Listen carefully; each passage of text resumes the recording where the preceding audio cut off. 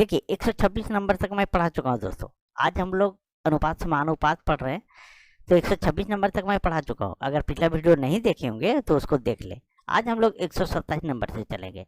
तो देखिए पहला प्रश्न क्या है आपका, जितने समय में एक खरगोश 5 छलांगे लगाता है उतनी ही देर में एक कुत्ता 3 छलांग लगाता है। यदि कुत्ते की एक छलांग में तय की गई दूरी खरगोश की 3 छलांगों में लगाई गई दूरी के बराबर हो तो कुत्ते व खरगोश की चालों का अनुपात क्या है। देखिए सिंपल सा प्रश्न दोस्तों, इसके लिए तो आपको पेन भी उठाने की जरूरत नहीं है, लेकिन चलिए मैं बताता हूँ। यहाँ एक खरगोश 5 छलांग लगाता है और कुत्ता 3 छलांग लगाता है। यहाँ लिखिए खरगोश, ये हो गया खरगोश दोस्तों, और ये हो गया कुत्ता। अब ये जो है खरगोश 5 छलांग लगाता है और कुत्ता 3 छलांग लगाता है। उसके बाद बोल रहा है यदि कुत्ते की एक छलांग में तय की गई दूरी खरगोश के 3 छलांगों में लगाई दूरी के बराबर है। कुत्ता एक छलांग लगाता है तो खरगोश 3 छलांग लगाता है, जो दोनों बराबर है। अब क्या करेंगे, हम इसको इस तरह से गुणा करेंगे, तिरछा गुणा कर देंगे। तो ये 5 को 1 से गुणा करेंगे तो ये 5 आ जाएगा, और ये 3 को गुणा करेंगे 3 से तो ये 9 आ जाएगा। यानी कुत्ता 9 छलांग लगाता है और खरगोश 5 छलांग लगाता है। यहाँ पूछ रहा है कुत्ते व खरगोश की चालों का अनुपात। तो कुत्ता व खरगोश कितना हो गया, देखिए कुत्ता हमारा यहाँ 9 है और खरगोश यहाँ 5 है, तो कुत्ता हमारा 9 हो गया और खरगोश 5 हो गया। यही हमारा आंसर हो गया दोस्तों। चलिए आगे बढ़ते हैं और नेक्स्ट प्रश्न को देखते हैं। इसीलिए मैंने बोला कि इस क्वेश्चन में आपको पेन उठाने की भी जरूरत नहीं है। चलिए अब देखिए 128 नंबर प्रश्न दोस्तों। 128 नंबर प्रश्न कह रहा है, एक परीक्षा में परवीन तथा विजय के प्राप्तांक का अनुपात 4:5 है, जबकि विजय तथा सुरेश के प्राप्तांकों का अनुपात 3:2 है।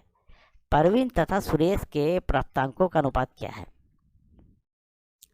देखिए सारे के सारे सिंपल प्रश्न दोस्तों, लेकिन अच्छे से आप लोग कॉपी में नोट करते जाइए। मैं पूरा चैप्टर एक एक क्वेश्चन पढ़ा दिया हूँ दोस्तों। एक परीक्षा में परवीन तथा विजय, ठीक है, ये परवीन हो गया तथा ये विजय हो गया। इनका अनुपात 4:5 है, 4:5 है, ठीक है। फिर बोल रहा है विजय तथा सुरेश का प्राप्तांक 3:2 है, ये विजय हो गया और ये सुरेश हो गया। इसका 3 और 2 है। अब हम इसको कैसे लिखते हैं, देखिए परवीन और विजय, उसके बाद जो है विजय के नीचे विजय लिख देंगे और सुरेश के यहाँ लिख देंगे। अब हम इसको इधर बढ़ाते हैं दोस्तों, और इसको इधर बढ़ा दीजिएगा। उसके बाद आ जाएगा परवीन, विजय और सुरेश, इस तरह से आ जाएगा दोस्तों। अब जैसे हम लिखे उसी तरह लिख दीजिए, परवीन, विजय और सुरेश। परवीन का यहाँ पर देखिए 4 है, विजय का 5 है, तो 4:5। और यहाँ पर विजय का देखिए 3 है और सुरेश का 2 है, तो ये 3 हो गया और ये 2 हो गया। और अभी हम बताएं कि 5 को इधर बढ़ा दीजिए, तो ये 5 इधर बढ़ जाएगा और ये 3 इधर बढ़ जाएगा, तो ये 3 हो गया। अब इसको गुना कीजिए, 5 दूनी 10, 5 तिया 15 और 4 तिया 12। अब हमसे पूछ रहा है परवीन तथा सुरेश का प्राप्तांक, तो परवीन हमारा ये हुआ और सुरेश ये हुआ, तो 12:10। अब इसको काट देते हैं पहले हम, ठीक है।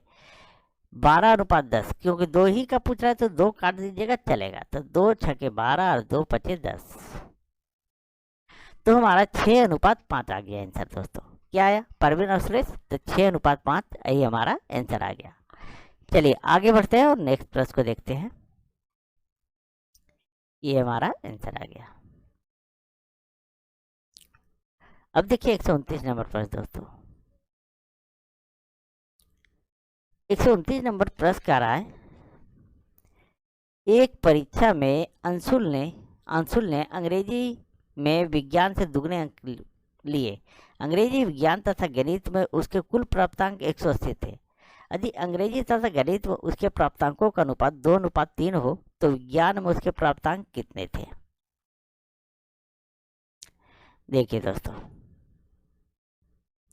विज्ञान और अंग्रेजी, ठीक है, देखिए अंशुल ने अंग्रेजी और विज्ञान में दुगने अंक लिए।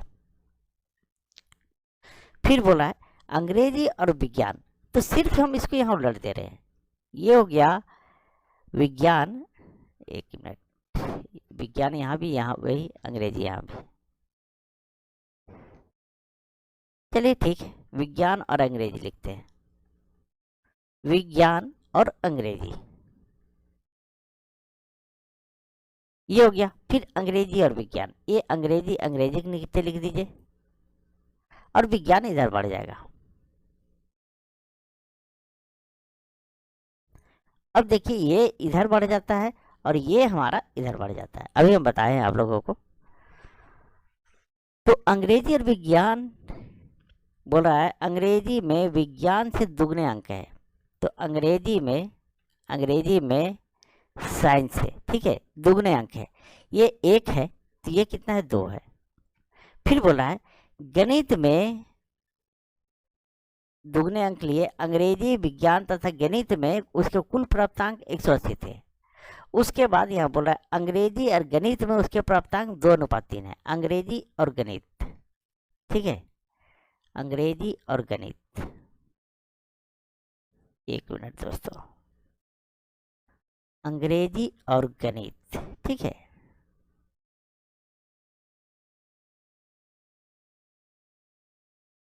ये दोस्तों हमारा ये जो विज्ञान लिखे हैं यहाँ पे गणित होगा, ठीक है। ये थोड़ा सा मिस्टेक किए क्योंकि यहाँ अंग्रेजी और गणित है, ये हमारा गणित हो गया। तो अब अंग्रेजी और गणित, तो अंग्रेजी 2 है और ये गणित 3 है, तो यहाँ ये 2 आ जाएगा, ये 3 आ जाएगा, ये मैथ लिख दीजिए। अब ये 2 इधर बढ़ जाएगा और ये 2 इधर बढ़ जाएगा। अब इसको गुणा कीजिए, 2 2 दूनी 4 और 3 दूनी 6 आएगा। अब बोला है अंग्रेजी विज्ञान तथा गणित में उसके कुल प्राप्तांक 180 है, तो कितना है, 180। अब इसको जोड़ते हैं तो 6 4 10 2 12, 12 बराबर 180। अब इसको काट दीजिए, तो एक मिनट, ये कटता है, इसको काट लीजिए दोस्तों। ये हो गया 1 2 1 2 2 दूनी 4 2 3 6, ये कट गया। अब कट गया तो यहाँ हमारा जो है सो 6 आएगा दोस्तों, कितना आएगा, ये 6 आया। 6 बराबर 180, तो 1 बराबर 6 दिया 18, 1 0, यानी 1 बराबर हमारा जो आ गया 30 आ गया दोस्तों। अब पूछ रहा है तो विज्ञान में उसके प्राप्तांक कितने हैं, विज्ञान में कितने प्राप्तांक हैं।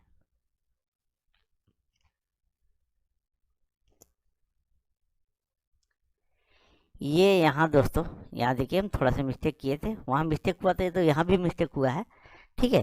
तो यहाँ आ जाएगा विज्ञान, ये हमारा हो जाएगा अंग्रेजी और ये हो जाएगा मैथ यानी गणित, ये हो गया दोस्तों। तो विज्ञान में कितना है, यहाँ 1 है। अब इसको हम 1 से गुना कर देते हैं, ये कितना आ जाएगा, 30 आ जाएगा दोस्तों, यही हमारा आंसर आ जाएगा, ठीक है। तो विज्ञान में उसके प्राप्तांक कितने हैं, तो 30, देखिए यहाँ विज्ञान लिखा था, ठीक है। तो चलिए आगे बढ़ते हैं और नेक्स्ट प्रश्न को देखते हैं। अब देखिए 130 नंबर प्रश्न कर रहा है, 5 केले 4 सेवों का मूल्य 3 केले तथा 7 सेवों के मूल्य के बराबर है, 1 केले तथा 1 सेव के मूल्यों का अनुपात क्या है। देखिए 5 केले और 4 सेव, 5 केले प्लस 4 सेव, 4 सेव का मूल्य 3 केले और 7 सेवों के मूल्य के बराबर है। 3 केले और 7 सेव, कितना, तो 7 सेव के मूल्य के बराबर है। अब हम इसको क्या करते हैं, ये केला जो है, केला ये इधर आ जाएगा और ये सेव उधर चला जाएगा, ठीक है। तो जब ये बराबर 3 केले जो बराबर किधर आएगा, तो प्लस में, तो ये माइनस में हो जाएगा। तो 5 केले माइनस 3 केले, बराबर ये 7 सेव है, ये 4 जब इधर से इधर जाएगा तो ये उधर जाकर के ये प्लस में ये प्लस में जब तो उधर जाकर के माइनस में हो जाएगा। तो 7 सेव माइनस 4 सेव। अब इसको घटा दीजिए, 5 केले में 3 केले घट गए तो 2 केले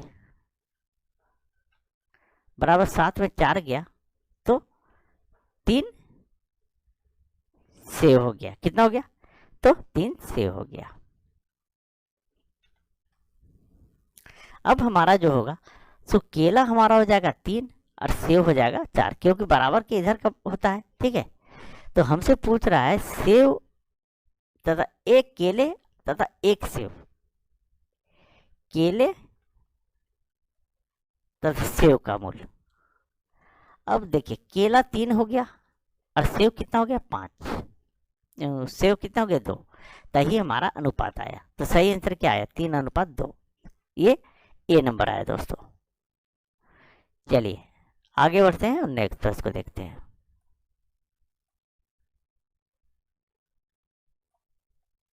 और पीडीएफ के लिए दोस्तों आप लोग टेलीग्राम ज्वाइन कर लें, मैं वहाँ सारा का सारा पीडीएफ डाल देता हूँ। अब देखिए 131 नंबर प्रश्न बोल रहा है हरि के पास कुछ गाय तथा कुछ मुर्गे हैं। यदि कुल सिरों की संख्या 48 तथा पैरों की संख्या 140 हो तो उसके पास कितने मुर्गे हैं?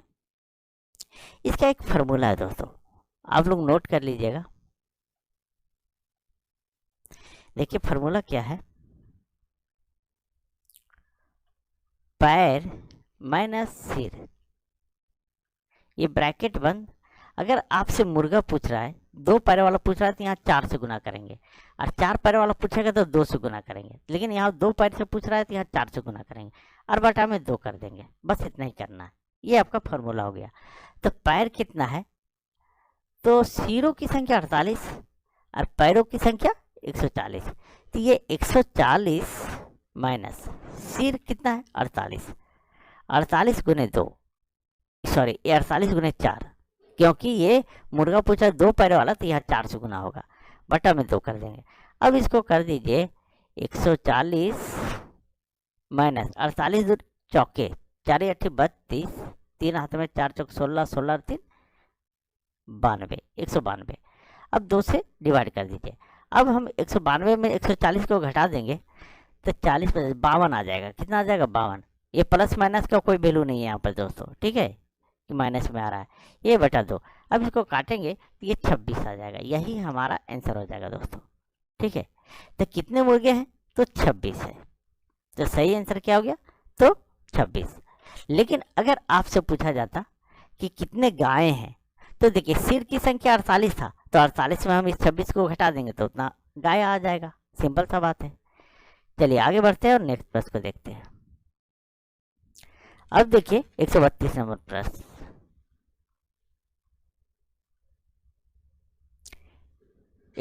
नंबर प्रश्न है 126 प्रति किलोग्राम 135 प्रति किलोग्राम की 2 प्रकार की चाय को तीसरे प्रकार की चाय के साथ 1:2 के अनुपात में मिलाया गया।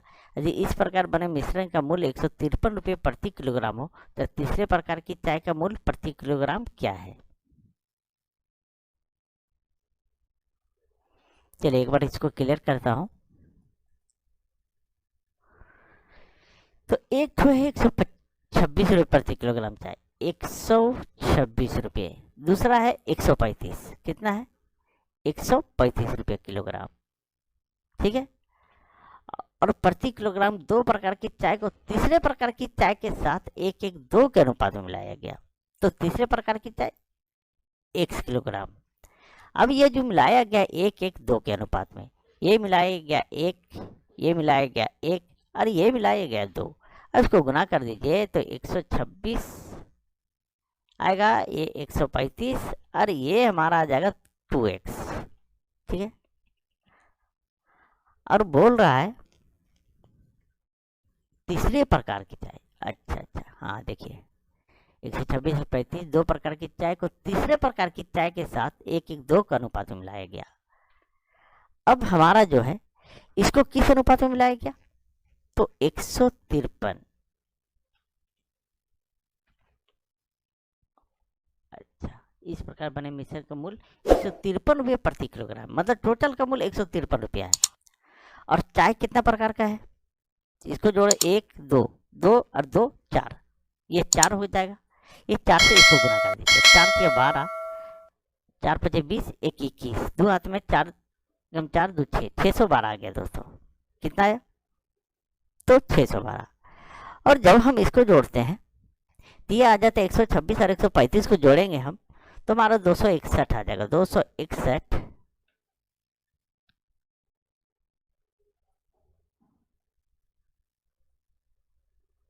ये 261 आया दोस्तों। 1 मिनट, 161 और प्लस 2x, अब हमारा 612 आएगा। और 2x बराबर 612 माइनस 261 इधर आके घट जाएगा तो 261।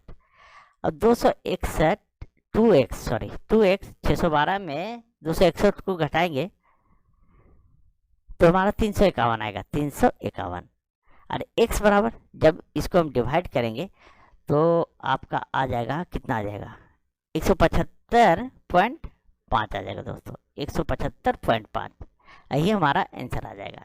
1 मिनट,